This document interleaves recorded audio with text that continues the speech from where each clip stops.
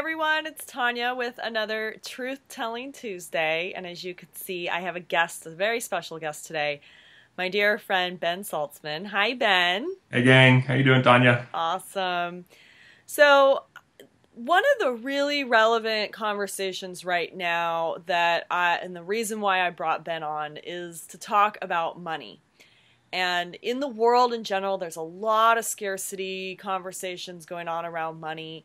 And particularly, I've been hearing a lot of people who are stopped and don't feel like they can do what they really want to do and participate in some of the activities because of the financial burden.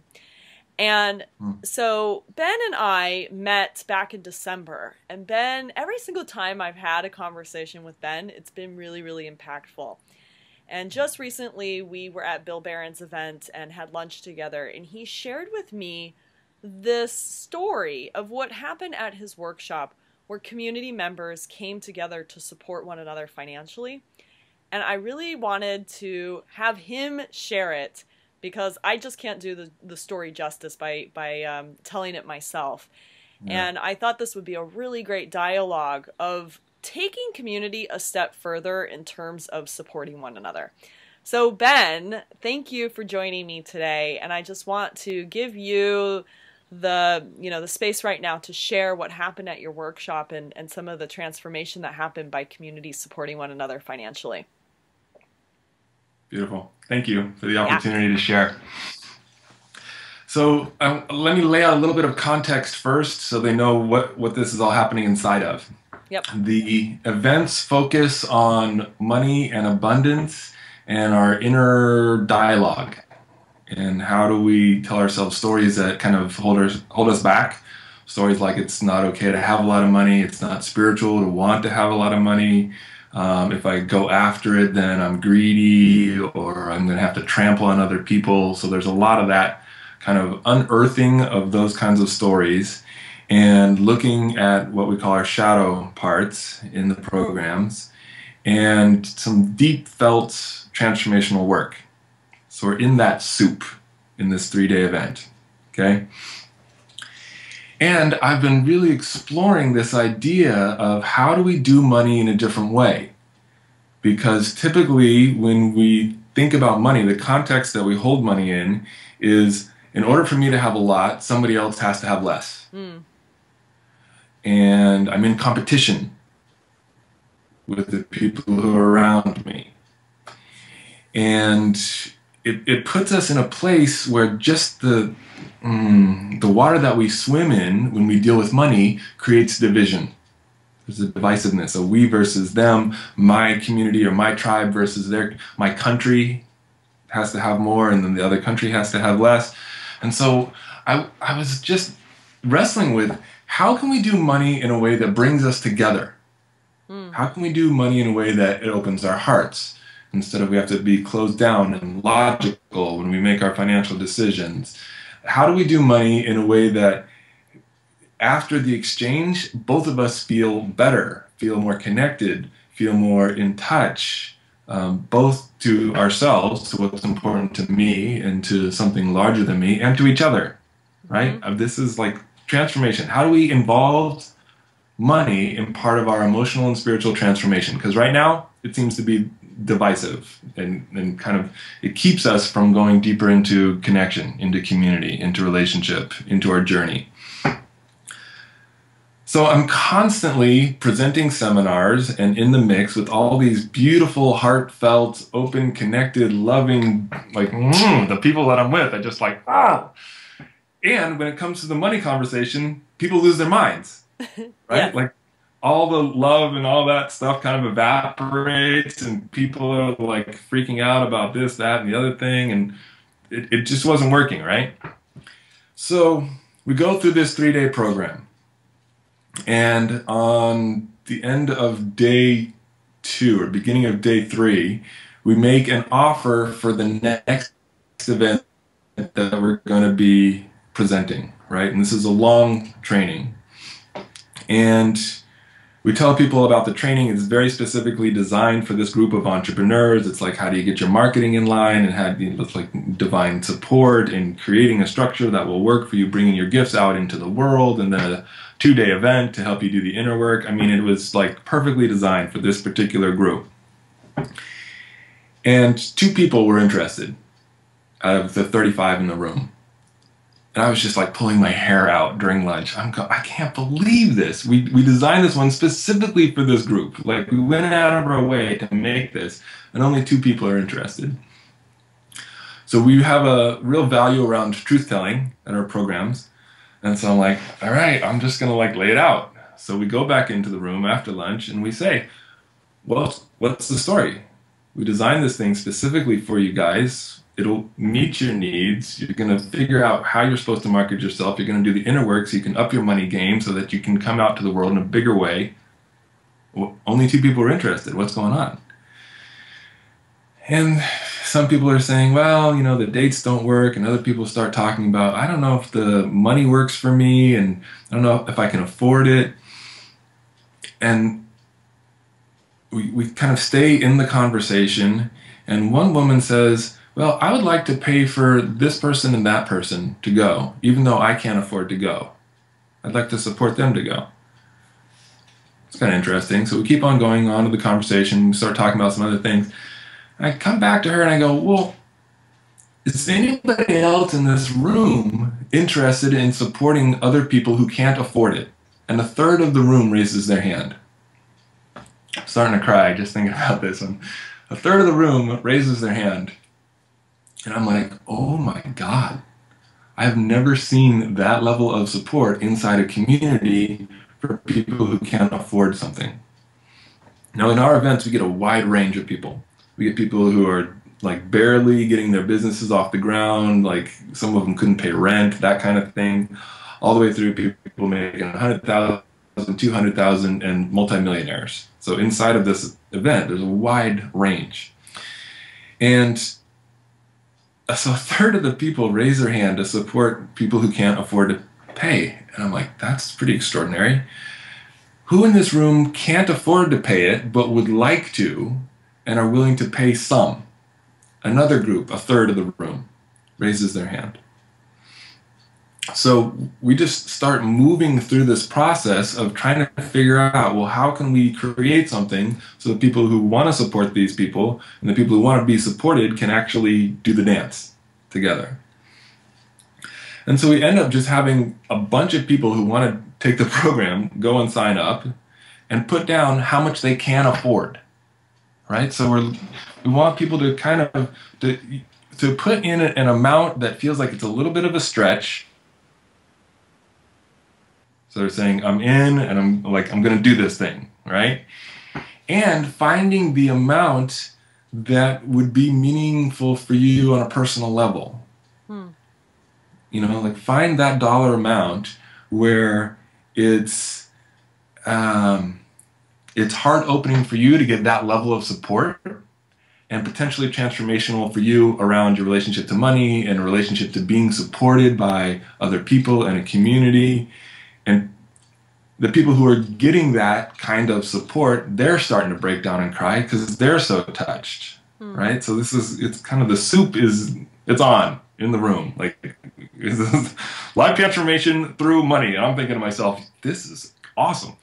So then the other side of it is the people who are giving money. And some of the people who are giving money are going to be taking the class, and some of them aren't. They're just wanting to support the people in the room, right? And so on that side, we're looking at how can you give money in a way that opens your heart, that allows you to feel more connected and more like I'm supporting other fellow travelers, and it's potentially transformational for you on that side, right? So the conversation continues, and the signing up, and all this kind of hoo-ha goes on for another like half hour, 45 minutes. And at the end of it, we've got 18 people who are registered for the next part of the program, and almost all of it is covered. Like, you know, the people who have paid who can't afford to, it's So almost everything that they would have had to pay is covered inside of the room. Awesome. It was like I've never seen anything like it before. And to me, the qualities that I'm looking for in these kinds of situations are the qualities of shared experience, empathy, connection. It's like I think we've got to create a way to do money that brings an entire society together, not just within a group, but this is like training wheels, right? We're developing this muscle of how do we do money on a larger scale in such a way that it brings communities and people together, and it's part of our transformation, because the entire planet is like we can you feel that energy? And Yes. like something has got to explode here that's going to take it to the next level, and the money dance and the way that we do money is part of this. All right, so I'll stop there. Any like questions or reflections, or what? How was that? Well, it's just such a reflection of our community, as we're having the honoring the masculine, honoring the feminine workshops and events, and this conversation of, how does the entire community participate, and how do we not leave anyone out? And one thing that I've been having a lot of conversations with of people in the community is really owning their value and their worth of the gift that they're giving the community. And so in my case, my gift is creating that vision and holding that space for the events to happen. And I know that this is a gift of mine, that not everyone can do, is to hold that container. And so what I've been finding is, because we've been wanting more and more people to be able to participate, I've been paying the bill. And I didn't actually even see that this was happening until I reflected on it just yesterday. Right. And I was like, oh my God, no wonder I'm feeling so depleted right now. It's because I am taking on the financial burden of our community. Yeah. And it's not feeling shared right now. And the community doesn't even realize that this is what's even happening, because I didn't even see it. Right. And I didn't see that by me giving out scholarships and me allowing people to come for free, I was shouldering that burden, and I was paying for the community to participate and not taking the paycheck, right? Not being able to, now it's like, I'm not able to pay my bills or whatever. I mean, I am able to pay my bills, but I'm not being fully compensated for the space that I'm holding. And I had a breaking point where I just collapsed because of all of that I was holding. Because I wasn't just holding the community, but I was also holding the financial piece of it. Yeah. And I just had a complete meltdown. And, it's interesting for me, this whole truth telling of I was so vulnerable sharing with the facilitator team after the event, and I was literally sitting there crying, and I was like, I don't know what's going on. I'm at a breaking point. And we went underneath and went deeper into it, and this is what was going on. And so it was immediate that I said, this conversation that Ben has started needs to spread. And what a way for us as a community to not only have this breakthrough and the healing around the masculine and feminine, but also have this conversation around money. That's the thing that we're also not talking about. We're not talking about the wounds between the masculine and feminine. We're also not talking about these wounds around money and how they're so interconnected. Yeah. So they're tied into power. Money is so tied into power in our society that anytime we start looking at the masculine and the feminine and how they wield power, how they use power, the money is just like right on the other side of that conversation, just like pushing. And it can feel like a big weight. Like as you described it, it just feels like there was this huge weight on you that kept on getting heavier and heavier and heavier. And at some point it's like, I can't hold this alone anymore. Exactly. Yeah. So I appreciate you playing with your community and creating a solution that now can be a conversation piece in my community and different communities, And I think this is how it spreads, is we start small and then we ripple it out. And we keep talking about these things that matter to us and keep looking as a community for solutions. And this is how we're going to change the world. So thanks for being my partner in that. Yeah, I'm with you, baby. Exchanging ideas, right? You know, that's what this is all it's about. Revolution. It's a spiritual revolution around money. And you know what it starts with? It starts with the truth telling. And there's so much shame and there's so much guilt. And that's why we don't talk about money, or we don't talk about, you know, our wounds around the masculine and feminine because of that shame. And it's through the truth telling, when we start talking about these things, that we can then come up with solutions that work for everyone. Yeah. So thank you. Congratulations on kind of revealing yourself to your people and to your community. I think it is such a huge piece when people who are in leadership get raw and vulnerable, particularly around things like money, because we're always supposed to have our stuff together and look good and, you know, like have our act together as the leader. And to be able to kind of be revealed and share like you're sharing here, it's huge. You know, it's really, I think it's a brave act for leaders to step into this domain, because it's not, the truth telling is not easy. There's often times when we have to stand in the fire. Congratulations on stepping in, and you're stepping in. Because, you know, because when the truth telling comes, it happens on both sides, right? We're opening the door for our community to have authentic conversations, and we're revealing ourselves. But this is the difference between doing the talk and actually walking the walk. And you're creating an embodied experience for people, because you and I are embodied leaders, which is why we do the truth telling, which is why we're vulnerable. You know, we don't hold anything back, and we are embodying the work, and we're creating that embodied experience, which is where the real transformation happens. Amen, baby.